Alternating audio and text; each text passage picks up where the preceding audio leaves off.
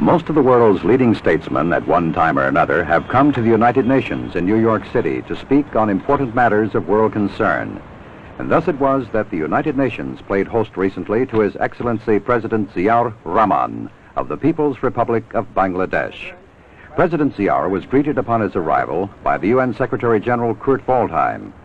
After conferring privately with Waldheim and with the current President of the General Assembly, Salim A. Salim of the Republic of Tanzania, President Ziaur was escorted to the United Nations main hall, where the General Assembly had been called to order specifically to hear the Bangladesh leader. Assembly President Salim formally welcomed President Ziaur. On behalf of the General Assembly, I have the honor to welcome to the United Nations His Excellency Mr. Ziaur Rahman, President of the People's Republic of Bangladesh, and to invite him to address the Assembly. In a hard-hitting speech, President Ziaur said that recent years have seen very little progress towards narrowing down the differences between the rich and the poor. He spoke first in his native Bengali, then spoke in English. Bismillahir Rahmanir Rahim. Janab Shavapati, Janab Mahasachib, ও সম্মানিত প্রতিনিধিবৃন্দ, বাংলাদেশের জনগণের পক্ষ থেকে আমি আপনাদের সাদর সম্ভাষণ জানাচ্ছি। জাতিসংঘ সাধারণ পরিষদের এই একাদশ বিশেষ অধিবেশন বাংলাদেশের দৃষ্টিতে যে কতটা গুরুত্বপূর্ণ, আজ এখানে আমার উপস্থিতি তারই সাক্ষ্য দিচ্ছে। এই বিশেষ অধিবেশনের ব্যবস্থা করতে দীর্ঘ সময় লেগেছে। এই জন্য অনেক কষ্ট স্বীকারও করতে হয়েছে। সাধারণ পরিষদের ষষ্ঠ ও সপ্তম বিশেষ অধিবেশনের পরবর্তী বছরগুলোতে একটি নতুন আন্তর্জাতিক অর্থনৈতিক ব্যবস্থা গড়ে তোলার ব্যাপারে বিশেষ কোনো অগ্রগতি হয় নাই। ধনী ও দরিদ্র দেশগুলোর মধ্যেকার বৈষম্য হ্রাস পাওয়ার বদলে দেখা যাচ্ছে তা বরং বৃদ্ধি পেয়েছে। জাতিসংঘ সনদের আদর্শ এবং মানব অধিকার সংক্রান্ত ঘোষণার প্রতি আমরা সকলেই আনুগত্যশীল। মানুষের মৌলিক দুটি অধিকার, ক্ষুধা ও দারিদ্র্য থেকে মুক্তিসহ জীবনযাত্রার মান উন্নয়ন, পূর্ণ কর্মসংস্থান এবং অর্থনৈতিক ও সামাজিক উন্নয়ন ও বিকাশের নিশ্চয়তা বিধান করতেও আমরা প্রতিশ্রুতিবদ্ধ।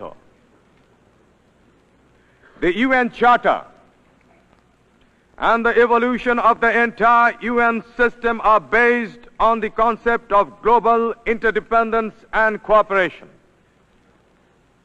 Why did we opt for global interdependence?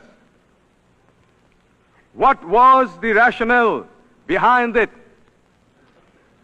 Because we wanted to collectively maintain international peace and security, to build a world ensuring freedom, human dignity and justice.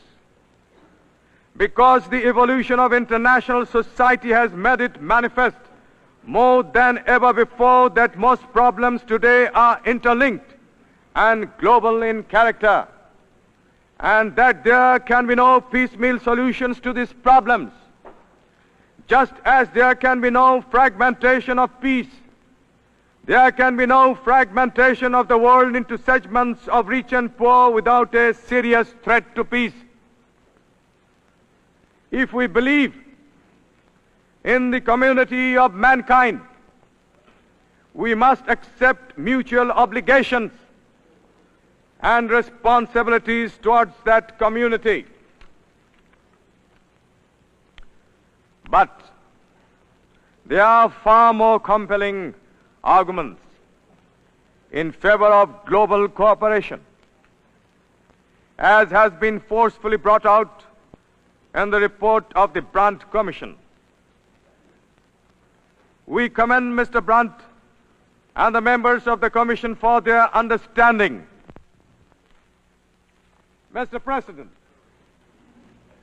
the deteriorating international situation due to foreign military intervention in the regions, far and near, is totally incompatible with the objectives of the new international economic order.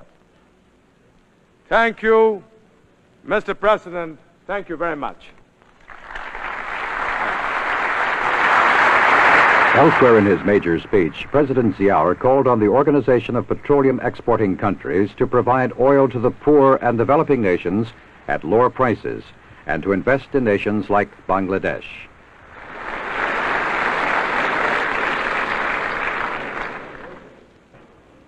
Following his address, President Ziaur proceeded to the West Foyer of the United Nations building, there to greet and chat with the heads of delegations to the UN.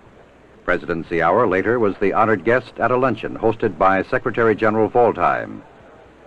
There remained one more major event on President Ziaur's UN schedule, a speech to a closed meeting of the Group of 77. Formed 15 years ago, the Group of 77 now numbers more than 100 developing nations, including the 30 least developed countries, as well as the OPEC nations.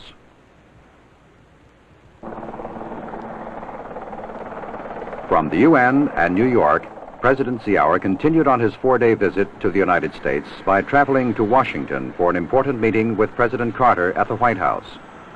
President Ziaur flew from New York to Andrews Air Force Base outside of Washington, then boarded this helicopter to fly from the airport to the Washington Monument grounds not far from the White House. The United States has been a staunch supporter of Bangladesh since it won its independence in 1971. And President Carter made it a point to take time off from a busy campaign schedule to meet with President Ziaur. The Bangladesh leader was greeted by Secretary of State Edmund Muskie as the helicopter arrived near the White House. From there, he was whisked to the Oval Office for a private meeting with President Carter. High on the agenda of the talks between the two presidents was U.S. aid to Bangladesh, aid which totaled some $84 million last year. Bangladesh has received commitments of $1.5 billion in aid this year. High among the aims of Bangladesh under its dynamic 43-year-old president is doubling of its agricultural output. Our land has the capacity, but it is badly organized, President Ziaur told newsmen in Washington. Bangladesh, with 80 million people crowded into a small area, is embarking on a new 5-year plan with emphasis on agriculture.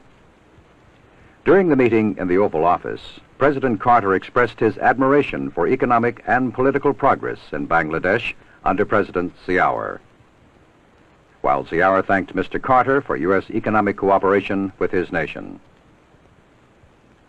President Carter also reiterated the theme expressed by President Ziaur in his UN speech, namely that major oil exporting nations should invest some of their wealth to create jobs for Bangladesh.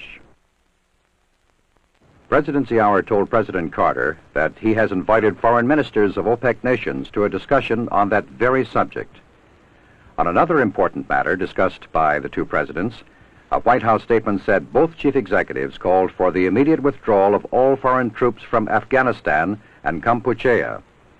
Both presidents noted with satisfaction the excellent state of relations between the two countries, the statement said, and agreed to work to further improve the friendship and understanding which already exist. Their friendship was evident in statements by the presidents to newsmen after their meeting. It's a great pleasure for me this afternoon to welcome to the White House and to our nation President Ziaur, the very fine leader of Bangladesh. Since their War of Independence in 1971, tremendous progress has been made under his leadership and with the courage and determination of the people of his great country. With a population of about 90 million and with tremendous opportunities for economic improvement, President Ziaur has been in the forefront of making the lives of the Bangladesh citizens better each year. The world suffered along with Bangladesh in recent years because of extreme hunger and deprivation among the citizens there. But President Ziaur and I have been discussing in the last few minutes a possibility, he says the inevitability, that Bangladesh will in the near future, be self-sufficient in food production, perhaps even able to export food to other countries. We also had a chance to discuss the advantages of democratization of the Bangladesh political system. The open and free election process, which resulted in the election of President Ziaur, has been an inspiration to the world. Also, we have been very grateful at the leadership that President Ziaur has played personally, not only among the Muslim nation and the community there, but indeed throughout the entire world community. As a member of the United Nations Security Council, Bangladesh played a very important and statesmanlike role during the difficult months just past. We are deeply grateful that President Ziaur has come here. We observe with great interest his statement to the United Nations General Assembly, where he called upon the OPEC nations to provide oil to the poor and developing countries of the world at lower prices, and also encourage the OPEC nations with their tremendous influx of capital to invest in the developing nations like Bangladesh to provide a better life and employment for the people there. President Ziaur, we are delighted to have you with us. It's an honor for our country to have you here, and we share with you the basic principles in a completely compatible way as we face the future together, and I'm very honored that you would come here to pay me this visit. Thank you, Mr. President, for the speech. Thank you. Mr. President, it has been a great honor for me and my delegation to have the opportunity to meet you at a time when you are so very busy for the election and you have so much of work at hand. Mr. President, let me tell you that how grateful the people of our country are to the people of your great country for the moral support that was rendered to us. In fact, support in all possible manner. Those were rendered to us during our War of Independence in 1971, and the massive economic aid that we received from you, from your great country. Thereafter, to meet the many necessities which otherwise would have, if not met, would have created tremendous problem for us. We are very grateful indeed, Mr. President, for your special interest for the development, the economic development in Bangladesh, for which during your period we have received fullest support, and especially in the food sector, the support that you have given us. I can assure you that our people are grateful to the American people and to you, Mr. President. And the short meeting that we had a few minutes ago, we had discussed all possible aspects of our relationship, and we discussed some of the important problems facing the world, both economic and political. And I must say how happy I am that in these cases our views are identical. Mr. President, the important role that your great country has played, the people of the United States and yourself, to uphold the Charter of the United Nations for maintenance of peace and stability in the world is something that we praise you for. And especially your value that you attach to the question of human rights and human dignity is something that we, all of us, the whole world could be proud of. Mr. President, I wish you success. I wish the American people success and strides in the future. Thank you very much. Thank you, Mr. President. It's been an honor to be with you. Thank